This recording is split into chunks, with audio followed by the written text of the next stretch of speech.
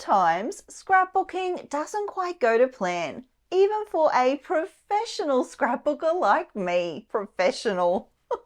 Not to worry, because there's always a way to fix a failed layout. And that's what we're doing today. Did I have a perfect plan for my page? Yes. Did that perfect plan fail?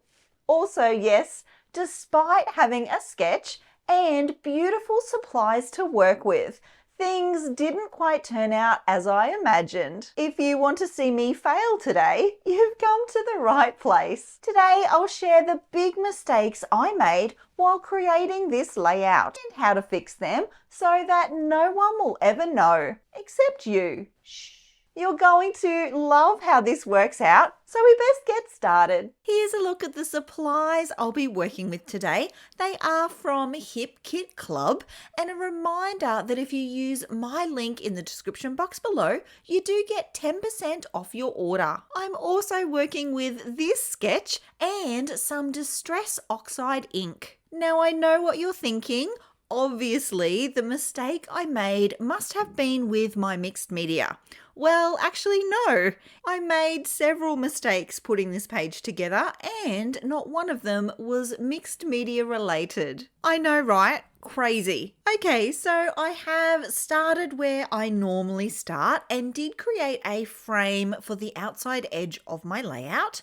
I'm now going to begin building the layers that I see in the sketch. And my first mistake is not measuring. And it's a mistake I make all of the time and I will absolutely make again because I hate measuring. After some extra trimming, I now have the two key pieces I need for the center cluster at the right lengths, and I can work on my title. I'll be using the acetate alphas to spell out the word chase, and I've chosen letters that are all in a sunset shade, so pinks, oranges, and yellow. Can you already spot my second mistake? I am already not following the sketch. The proportion of my title is way off actually. These alphas are far too big to be using in the sketch in this way. So I'm going to have to change things up. I have a couple of options. I could choose a smaller alphabet set, or I could choose a shorter word than the word chase. Turns out I don't do either of those things. What I do in the moment though is press on and continue to try and stick more closely to the sketch. I've pulled out my edge paper punch because I want to recreate a scallop detail that I've seen in the sketch. So I'm just going to create two strips here and then trim them short, and they'll fit along the cardstock like so. This piece will then form the base of my paper layers. I do want these paper layers to sit quite snugly together, so a little more trimming is required, and probably another good reason to actually measure. Lucky for me, I did anticipate that actually, which is why I have not added the remaining scallop border until I knew everything was perfect. So that's the horizontal paper layers sorted.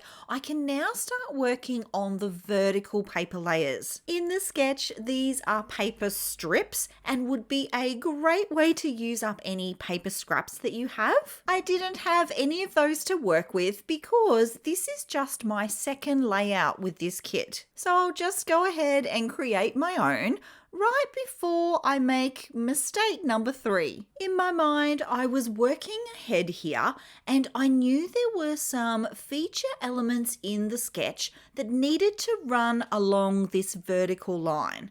So I have pulled out my paper punch and punched out several circle elements. Oh yes, and I did find a branding strip from one of the papers I've used previously, so I am going to include that.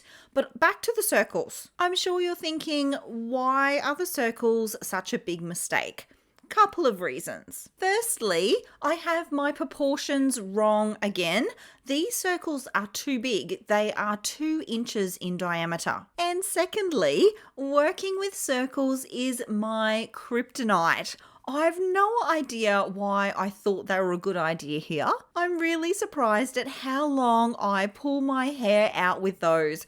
They are to the side at the moment while I focus on those paper layers, but I do really try hard to work them into this layout. My biggest mistake here was not recognizing that the circles on the sketch don't need to be circles. They are a placeholder of sorts, and I can switch them out with anything.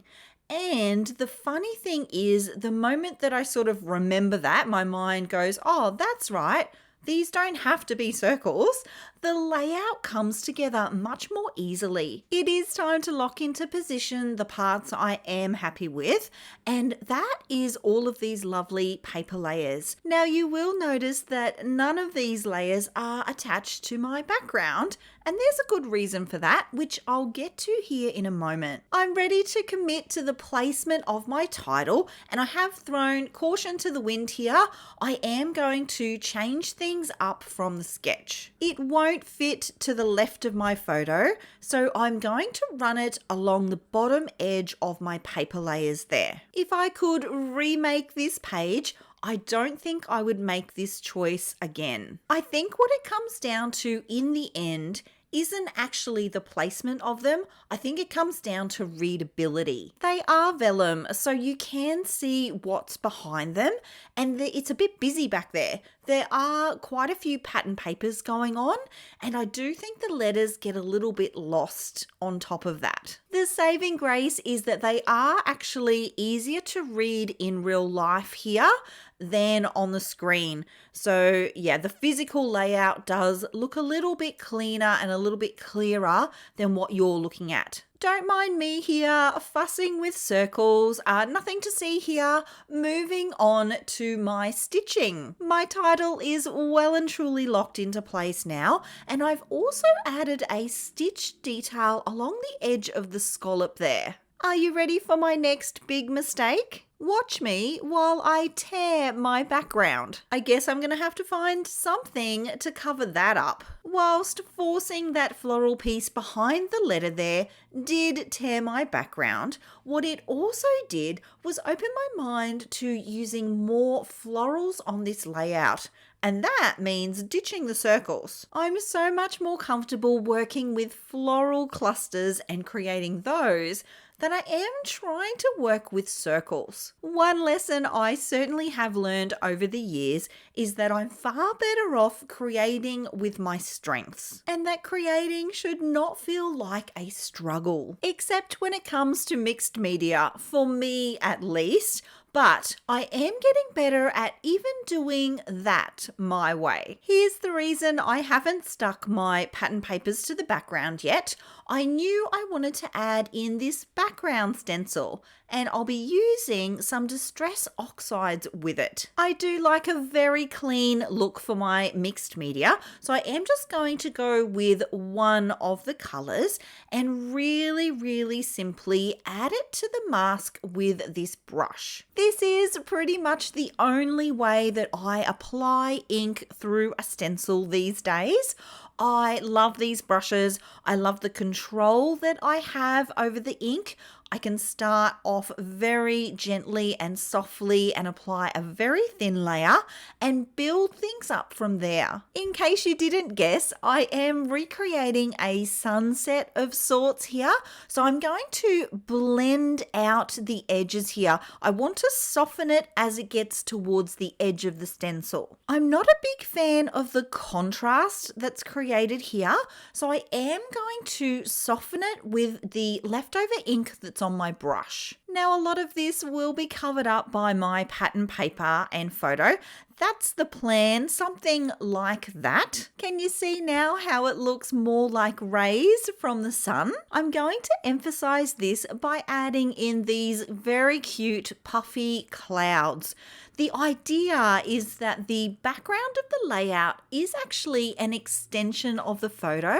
I've done this quite a bit and I always love how these pages work out. You might might notice here too that I've added a stitched border around the edge of the sunburst there in the same position that the edge of the stencil will have been. I think it's a nice detail to add to finish that off. So have you been wondering what the rest of my title is going to be? It's going to be Chase the Sun, and I'm going to use these small glitter letters to do that. Now this font is considerably smaller than the one I used for the word chase, and I've done that on purpose. I love the interest it adds when you can layer alphas on top of each other, and I really like to nestle the words in my titles together. Oh yes, and how cute are these? They are photo corners, almost like those ones we had years and years ago, and I really like that small little detail that I can add to my page.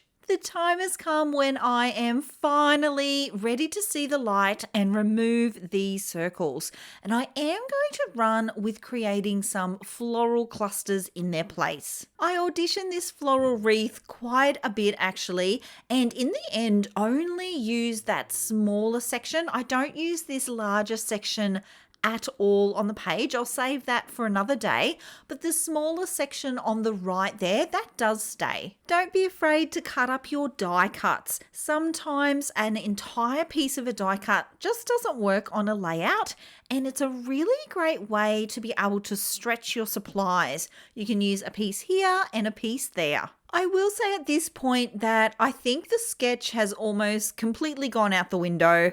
I think adding the sunburst also threw things out of whack, and now I've got a design that's a little bit blockier than I had originally planned. I'm going to run with that. I'm okay that my layout doesn't quite look like the sketch. It doesn't really matter. I'm happy enough to go with the flow of the page, and I think as creative people, it's really important to stay flexible. Generally speaking, I try really hard not to force the creative process. I find that when I do, it ends in tears, and that's never good. Now, can you believe it? I still have one more mistake to share with you, but before I get to that, I am going to build out the right-hand side of the layout. At this point, it is feeling very left-hand side and top heavy, so I want to create a balance here. Of course, I'm going to do that with an embellishment cluster, and that cluster is going to start with a rub-on. I do cut out a barcode and a butterfly. I don't end up using the butterfly because I'm concerned about how it will show on top of that mixed media. I don't want to make the same mistake as I did with the acetate there, and I haven't used these rub-ons before, so I'm just not sure how they go layering on top of mixed media. So I am just going to use the barcode, and you'll notice that it's in a place where it's going straight on top of a plain white background. So I'm going to be able to see that really clearly. I have to say here too, I was quite nervous about the rub-ons because I am living in the past. I recall the rub-ons from 20 years ago that weren't that good. Already I can tell they are nothing like those old style ones. The one that I did use went onto my page like butter. I had to audition quite a few different pieces for this embellishment cluster, and I was struggling with it. So I went back and checked the sketch and saw that there was indeed one there, and then I just used the design on the sketch and tried to recreate it using the supplies that I had. Here you can see the rub-on going on, and it's the foundation for the cluster.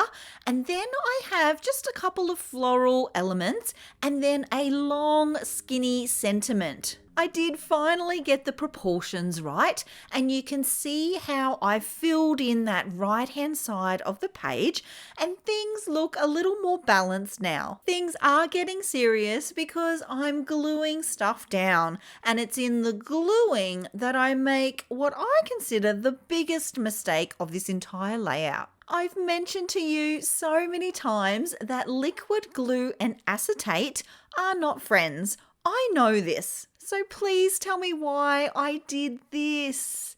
And the second that I did it, I realized that there was always going to be a glue mark that I would now need to cover up.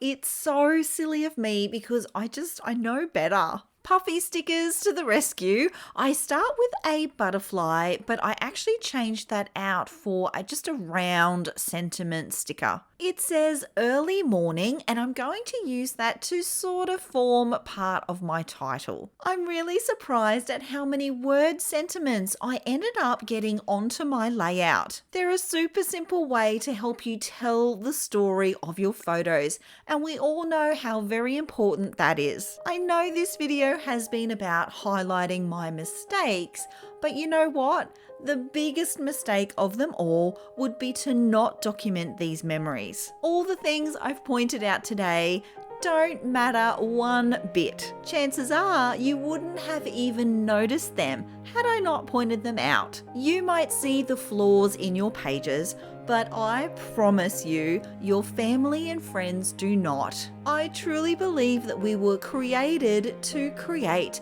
and I know the joy and gift that scrapbooking is. I love how this page turned out, and I hope that this video encourages you to press on when your perfectly planned project doesn't quite work out. My page is almost complete, so of course it's now time to share close-up images so you can see all the beautiful details. Here's a closer look at the vellum title and my mixed media sunburst. I really do love how this one turned out. There is one other thing that can go really wrong when creating, and that's choosing coordinated colours for your projects. Over the years, I've learned so many tricks to make this simple and easy, which I share in this video.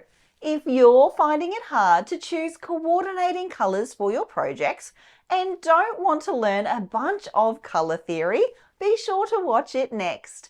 I'll see you all again very soon. Until then, bye!